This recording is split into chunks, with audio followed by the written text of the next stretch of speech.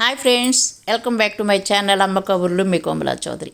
ఈరోజు నేను చెప్పే కబుర్లు ఏంటంటే మెత్తోళ్ళు అంటండి వీటి పేరు. ఇల్లంపట అమ్మటానికి వచ్చిందండి ఒక ఆవిడ. అయితే ఆవిడ దగ్గర అవి తీసుకొని చేపిచ్చేసానండి. ఇలా అసలు ఒక గుప్పుడు ఇలా ఫ్రై చేస్తే ఎలా ఉంటాయా అని ట్రై చేశానండి.